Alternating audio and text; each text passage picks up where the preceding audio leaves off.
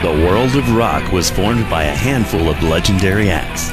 That splintered into several formats of the genre. In the late 1960s, heavy metal was born, thanks to innovators such as Black Sabbath and Led Zeppelin. The sound continued into the 1970s until corporate pop rock changed the sound. By the early 1980s, hard rock music was commercialized and a dying breed. Rockers starved for something to bring back the scene and bring real metal back.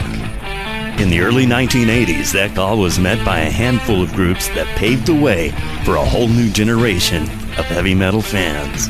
Metallica, Anthrax, Megadeth, Omen, and Slayer. Metal was back and here to stay. As the big four of metal began to shift into a commercial mode, one group stayed on the course to true metal, and that group was Omen.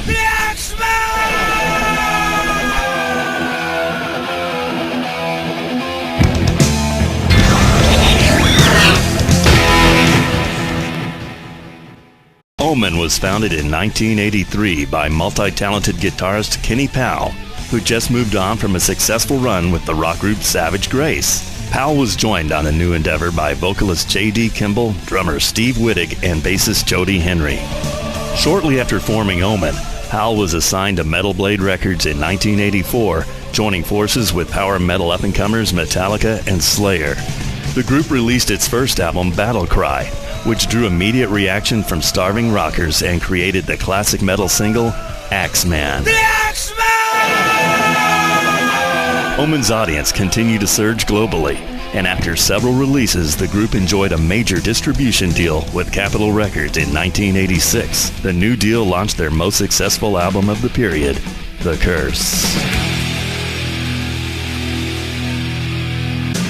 With the release of Escape to Nowhere in 1988, Omen saw the loss of original lead throat J.D. Kimball, who was briefly replaced by singer Coburn Farr, who would later leave to join Annihilator. Thanks to national airplay by the legendary heavy metal network Z-Rock, Omen had their first hit single, Thorn in Your Flesh.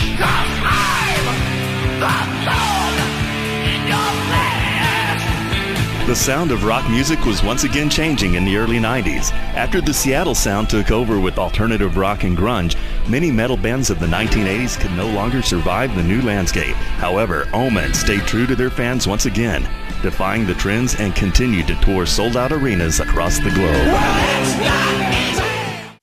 Powell continued to move forward with Omen during the decade and recorded a new album, Reopening the Gates, in 1997. By the turn of the century, Omen was still going strong. Then shocking news arrived that original singer J.D. Kimball was struck with cancer. Powell was devastated and stayed vigil for his old friend and bandmate. The group had just released a 20th anniversary box set, which included original material with Kimball. However, on October 3rd, 2003, Omen's original singer, J.D. Kimball, died of cancer.